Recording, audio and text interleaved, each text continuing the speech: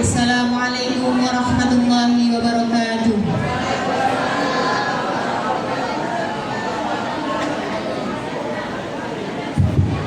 Masih lagi seperti mulai mengantuk. Alhamdulillah. Saya ulangi. Assalamualaikum warahmatullahi wabarakatuh.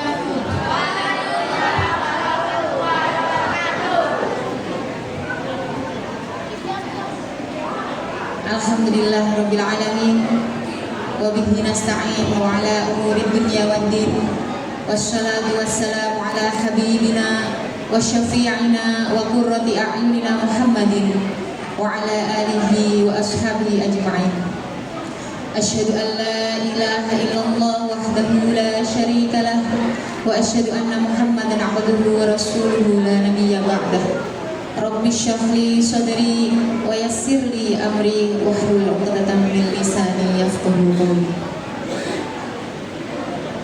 Hadratal muhtaramin, para alim ulama, wabil khusus kepada Romo Dr. Andes Kiai Haji Khairul Anam, Magister Ekonomi Islam, beserta Ibu Nyai Hajah Rofi Asiyah, Sarjana Pendidikan, selaku Ketua Yayasan Safinda Surabaya.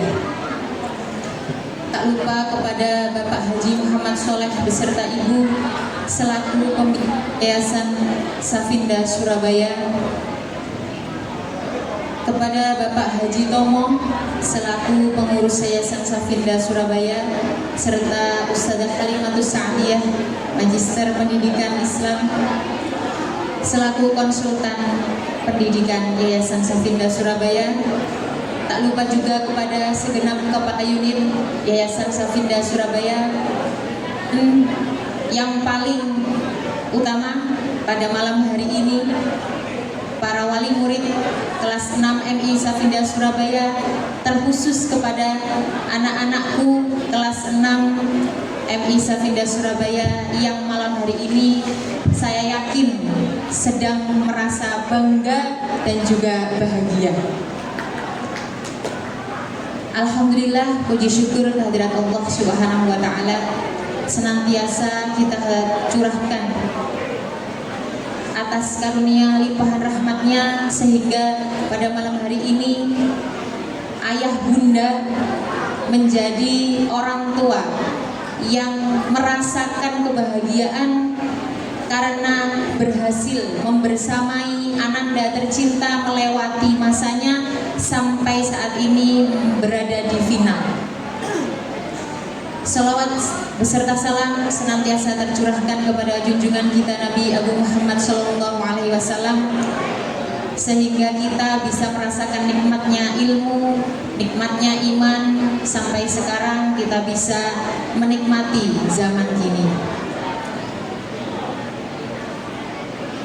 Ayah bunda, pada malam hari ini panjenengan perasaannya bahagia atau terharu? Terharu dan bahagia ya pastinya, karena pada malam hari ini ananda yang jenengan banggakan telah berhasil diwisuda di pendidikan dasarnya.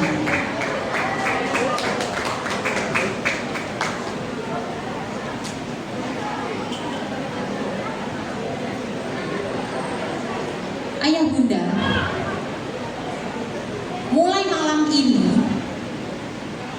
ananda, anak-anak kita tercinta sudah mulai masuk ke dalam masa transisi.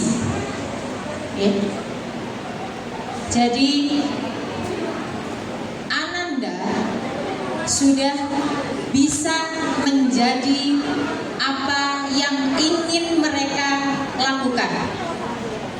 Oleh karena itu, seperti sebuah layang-layang, seperti menerbangkan layang-layang, orang tua memberi kebebasan kepada remaja sambil tetap menjaga arah agar mereka bisa berkembang dengan baik. Ketika panjenengan bermain layang-layang, pernah bermain layang-layang ayah bunda? Pernah, alhamdulillah ya.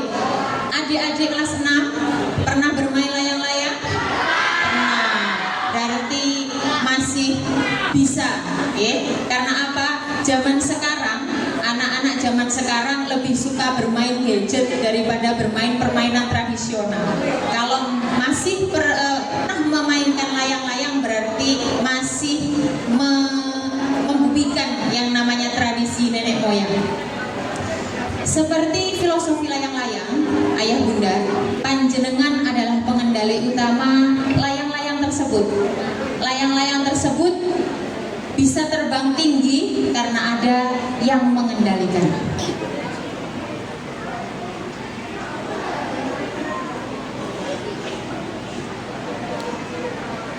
Masa selanjutnya yang akan dilewati oleh Ananda, oleh anak-anak kita yang dulunya mereka masih anak-anak, sekarang mereka sudah melewati masa itu dan akan menghadapi yang namanya masa remaja. Masa remaja ini digambarkan seperti sebuah jembatan. Karena apa? Karena masa remaja ini adalah masa dari anak-anak menuju ke dewasa, sehingga masa ini adalah penentu bagi Ananda untuk bisa melanjutkan kehidupannya di kala dewasa.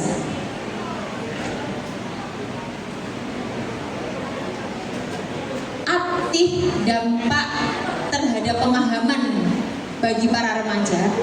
Ketika kita memiliki seorang anak yang tumbuh menuju arah remaja, maka kita harus memahami mereka. Karena ketika masa anak-anak kita bilang A, mereka juga akan ikut.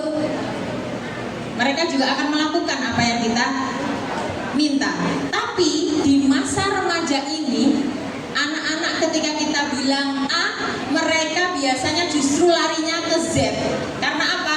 Karena pada masa ini mereka sudah memiliki pemikirannya sendiri.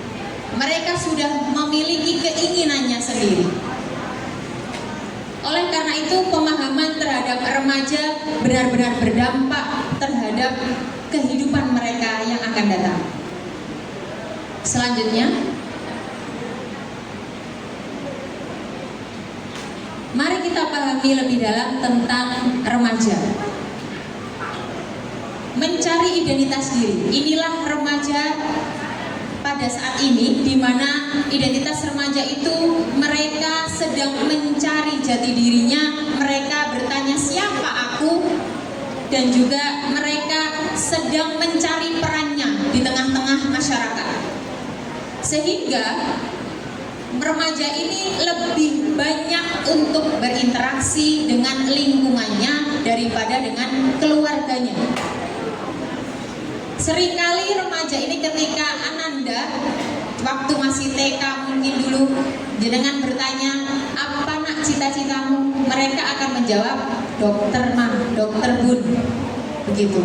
Tapi kalau sekarang jenengan tanya lagi, kemungkinan besar mereka akan menjawab dengan jawaban yang berbeda.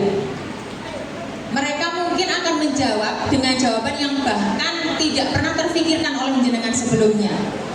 Kalau sekarang cita-citamu apa nak? Pengen jadi YouTuber, pengen jadi gamer. Betul atau tidak, Bapak Ibu? Betul nggih? Cita-cita adik-adik, siapa yang di sini bercita-cita jadi guru? Angkat tangannya. Alhamdulillah. Siapa yang bercita-cita jadi YouTuber terkenal? Alhamdulillah. Karena cita-cita yang baik harus tetap diraih. Selanjutnya, tantangan remaja. Mohon maaf, ini slide-nya kok tidak kelihatan.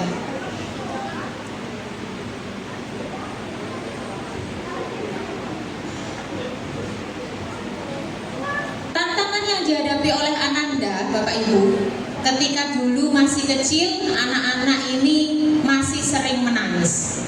Anak-anak ini masih manja.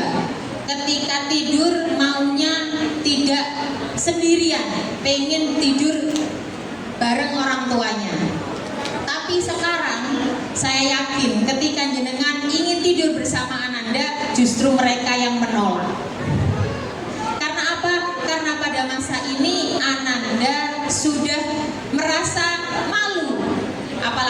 ketika ibunya mengajak anaknya untuk ayo nak tidur sama ibu. Mereka sudah malu, mereka sudah merasakan itu.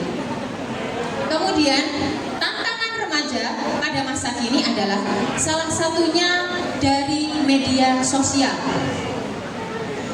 Media sosial tidak bisa dipungkiri Bapak Ibu, karena pada masa ini teknologi semakin canggih, semakin maju, sehingga kehidupan kita, bahkan anak-anak kita tidak bisa terpisah dari yang namanya media sosial. Dan bahkan media sosial ini lebih banyak berpengaruh kepada mereka daripada nasihat-nasihat yang kita berikan. Selanjutnya, transformasi perubahan diri seorang remaja. Seorang remaja selain dari fisiknya yang berubah, ketika sekarang jenengan berdiri dengan anak jenengan, kemungkinan tingginya berbeda, lebih tinggi anak jenengan daripada panjenengan. Selain dari fisik yang tidak bisa kita hindari, perubahan remaja ini juga terjadi secara emosional. Bahkan perubahan moodnya atau perubahan emosinya sangat cepat sekali. Mulai dari ketika dia tiba-tiba sedih, tapi sesaat kemudian dia bisa menjadi bahagia. Sehingga remaja ini ketika tidak dipahami dengan baik, maka dia merasakan perasaan yang tidak nyaman bahkan kepada orang tuanya sendiri. Perasaan ingin tahu, pencarian identitas serta transisi menuju kemandirian menjadi fokus utama dalam perkembangan remaja. Pada masa remaja ini, identitas seorang remaja, identitasnya dia bertanya, siapa saya? Apakah saya akan divalidasi atau akan diterima oleh teman-teman saya? Mereka lebih cenderung kepada lingkungan, kepada teman daripada kepada keluarga. Selanjutnya,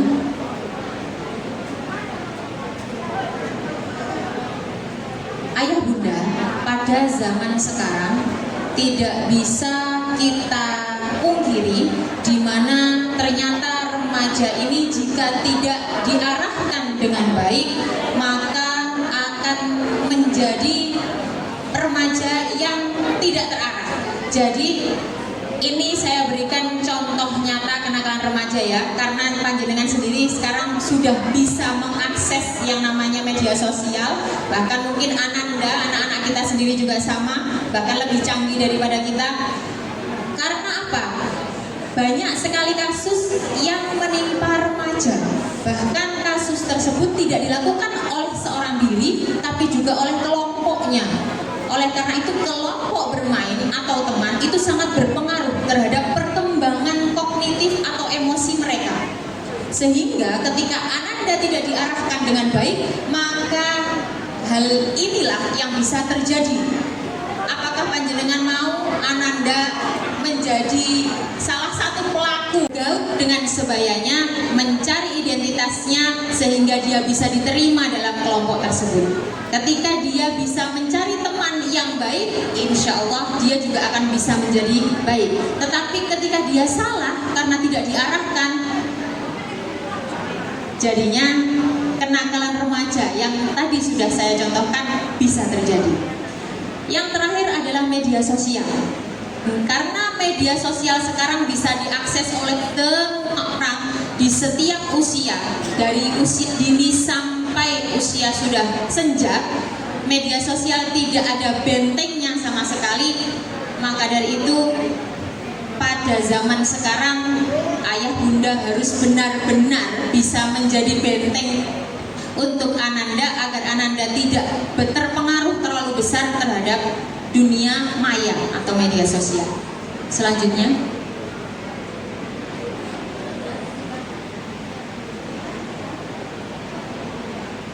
apa sih peran pendidikan terhadap perkembangan seorang remaja, ayah bunda? Ternyata pendidikan yang bisa menjadikan remaja ini menjadi remaja yang baik adalah pendidikan yang salah satunya harus berlandaskan agama. Kenapa demikian? Karena tanpa sebuah agama maka ilmu itu tidak akan berarti. Karena apa? Karena dengan agama maka ilmu itu adalah ilmu akhirat. Ketika kita mengajarkan anak-anak ilmu pengetahuan, dia hanya akan menjadi ilmu dunia, tetapi dengan ilmu agama maka akan meraih kebahagiaannya di akhirat nanti. Pendidikan sebagai benteng remaja, selain menyediakan pengetahuan dan keterampilan, pendidikan juga bisa mendorong potensi diri Ananda. Karena tadi dari awal acara sampai terakhir ini tadi, Ananda menunjukkan potensinya. Ananda sudah menunjukkan kreativitasnya, bahkan menunjukkan dirinya bahwa dirinya sudah mampu untuk bisa tampil di depan umum, dan itu bukan hal yang mudah, ayah bunda.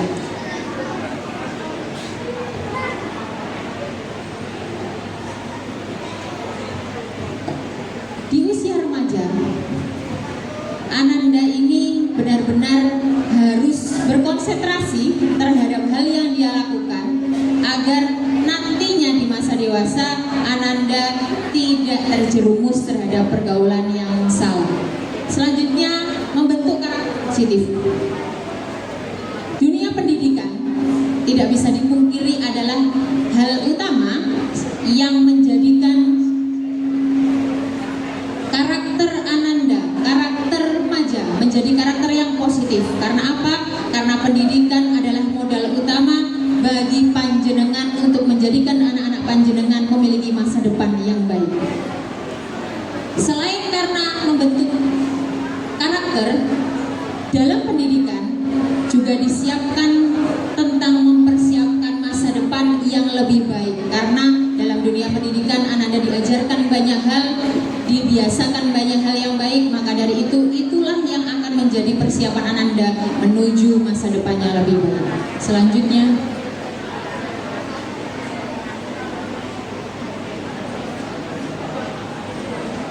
ayah bunda, sebelum saya maju ini tadi sudah ada beberapa wali murid yang sudah menyinggung tentang MTS Safinda.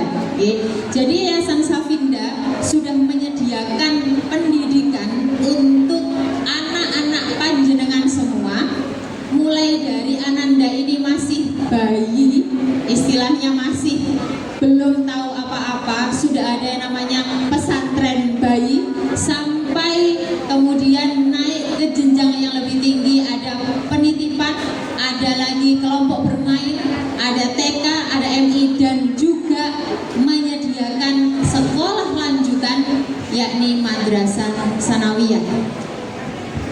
Ketika saya tadi melihat Ananda sudah bisa tarjim, kemudian tampil di depan publik tanpa grogi, kemudian juga sudah mumtaz mengajinya, inilah yang nantinya kami berusaha lanjutkan di MTS Safinda. Karena tradisi yang baik ini menuntun Ananda menuju masa depan yang lebih baik dengan melanjutkan tradisi yang baik. Oleh karena itu, program unggulan kami mengusung sekolah berasa mondok. Ayah bunda, pada zaman sekarang mungkin panjenengan melihat banyak sekali lembaga pendidikan, terutama pondok pesantren, yang mana Ananda, putra putri panjenengan juga sudah memikirkan, saya besok mau mondok di mana ya? Yang saya besok pengen mondok di sini, pengen mondok di sini. Nah, itu yang menjadikan mereka bisa berpikir biasanya dari temannya. Ketika temannya bilang aku mau mondok di Safinda, oh aku juga mau, aku ikut. Seperti itu. Karena apa? Karena pada masa ini teman lebih dipercaya. Seperti itu. Kemudian bukan hanya untuk yang mau mondok saja di pondok pesantren Safinda, juga ketika peserta didik kita tidak mondok, tetap pendidikan yang kita berikan sama, ayah bunda. Jadi sekolah berasa mondok ini, misalnya anak panjenengan tidak mau, aku nggak mau mondok, aku maunya sekolah aja, tanpa harus mondok, putra putri panjenengan sudah bisa dididik seperti di pondok pesantren di MTS Safinda ini nanti. Apa yang menjadikan MTS Safinda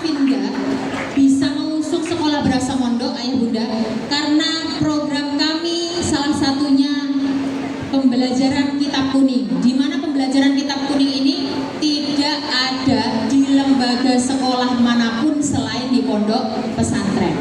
Tapi tanpa putra-putri panjenengan yang mungkin masih belum siap mondok, tanpa harus mondok, insya Allah akan bisa membaca kitab kuning.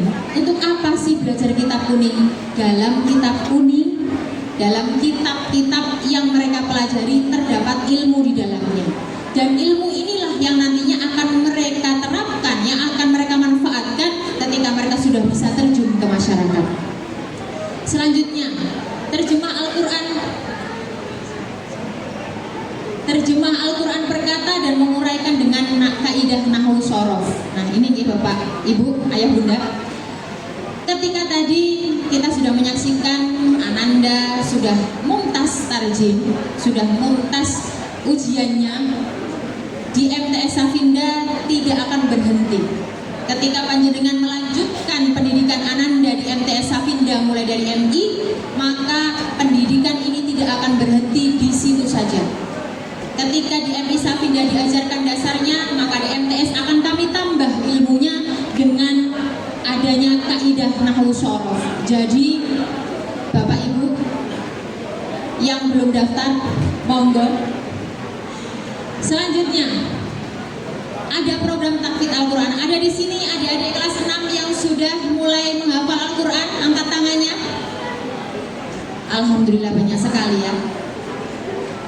Ayah Bunda, di MTS Safinda juga terdapat program tahfidz Al-Quran. Ketika Ananda sudah memiliki bekal dari MI Safinda, bisa dilanjutkan ke MTS Safinda, ditambah lagi hafalannya, dan insya Allah lebih baik lagi. Selanjutnya ada juga kelas minat bakat. Ayah Bunda sekalian, tidak bisa dipungkiri anak-anak kita memiliki minat dan bakat yang berbeda-beda, yang sangat bermacam-macam. Sehingga kita di sini MTS Safinda mencoba berusaha untuk meningkatkan minat dan bakat Ananda semuanya.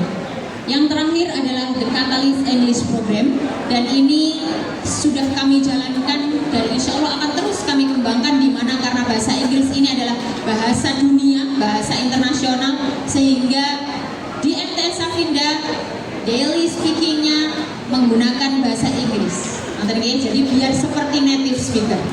Selanjutnya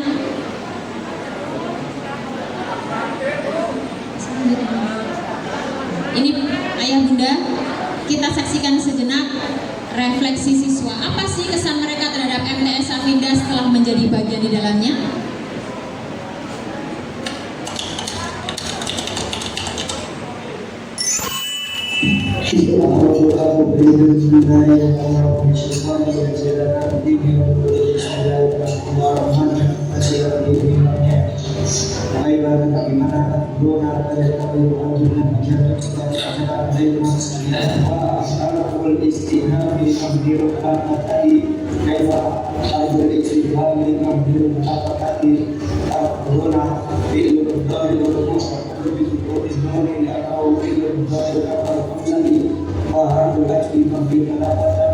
Jika saya tidak sekolah di MTS Safinda, saya tidak akan bisa menerjemahkan Al-Quran dengan mengerti kaidah-kaidah nahwu shorof yang dulu saya pikir seperti itu.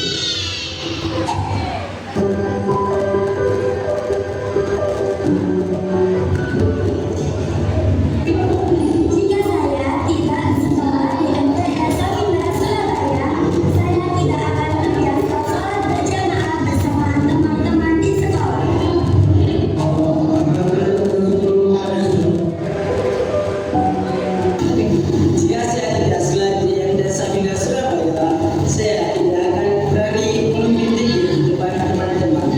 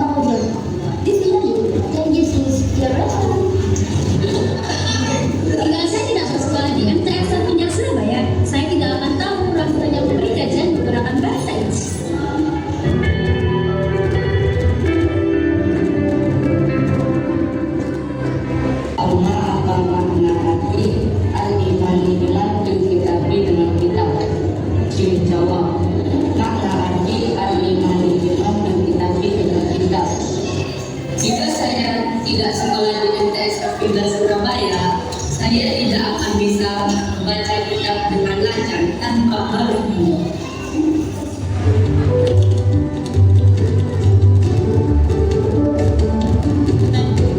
Sedikit refleksi dari peserta didik kami terhadap sekolahnya. Yang terakhir Ayah Bunda.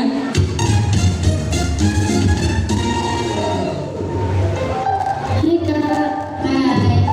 Oh ya Pak, saya masih guru favorit Kakak di sini dan apa alasannya? Guru favorit saya adalah Ustazah Iva.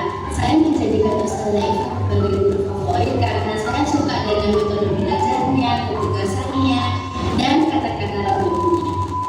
Halo Kak. Hai. Kalau boleh tahu siapa sih guru favorit Kakak di SMP Surabaya dan apa alasannya? Guru favorit saya adalah Ustaz Sol karena beliau selalu memberikan saya motivasi untuk berpikir baik dari sebelumnya, serta beliau selalu memberi pencerahan dan ilmu mengenai agama yang belum saya ketahui. Maka dari itu, saya menjadikan Ustaz Sol sebagai guru favorit saya. Hai Kak. Hai. Mau tanya dong, siapa sih guru favorit Kakak dan apa alasannya? Guru favorit saya adalah Gus Lutfi karena orangnya baik, sabar, dan tegas. Maka itu Gus Lutfi menjadi guru favorit saya. Itulah tadi sedikit testimoni dari kakak-kakak MTS Afinda. Yang terakhir, membangun generasi emas adalah peran kita dalam mendidik remaja. Bapak Ibu, remaja butuh tempat untuk belajar dan juga remaja butuh tempat untuk belajar yang bukan hanya sebuah sekolah tapi bisa menjadi rumah kedua mereka. Karena mereka bisa lebih banyak bertemu dengan teman dan gurunya daripada orang tuanya di masa ini. Mereka lebih banyak bermain dengan teman-temannya daripada dengan orang tuanya. Oleh karena itu kami ingin mendampingi anak-anak panjenengan perjalanan mereka, sehingga mari kita mulai perjalanan ini dengan bergandengan tangan, bersinergi bersama, membentuk generasi berprestasi, berakhlak mulia.